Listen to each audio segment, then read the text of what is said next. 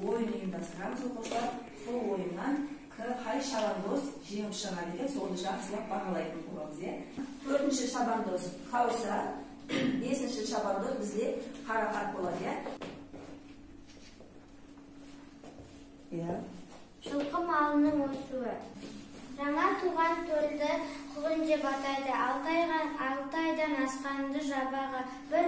1 жаста тай, 2 жаста құнан, 3 жаста дөнен, 4 жаста саурық, 5 жаста бесті. Айша бүдірмей мәреге жетті десек болады. Біз Айшаға мына жерге қойып, атын 3 жұлдызша жабыстырып береміз Айшаның атына. Жылқы малы туралы мақал-мәтелдер. Жылқының үсті жел, сүті ем. Сұрағым, зергерлік бұйымдардың не жатады? Зергерлік бұйымдарға күмістен жасалған заттар, алтыннан жасалған заттар жатады. Жауап беремей қалдық, Тамерлан, кейін сұрақта қалдық. Отыра ғой. Тағай, 2 жұлдызша.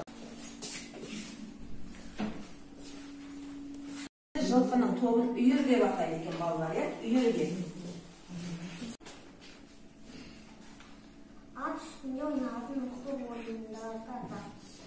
Қыз қуып, көкпар, алаң айлайге теңге алу, жамба ату. Қаусар біздің жақсы жауап берді, сөреге жетті, мінекей жақсы.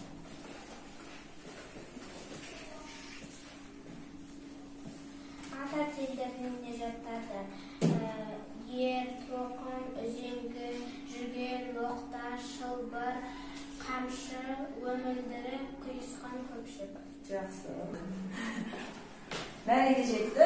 Қарақатта біздің мінекей өте жақсы Қарақаттың аты 1-ші орынға келе жатыр. Мінекей жақсы шабандоз екен болған. Мінекей Қаусарды, Қарақатты, мінекей Айшаны, менің 2 ұлым Тамерланмен 2-ші орынға келдім.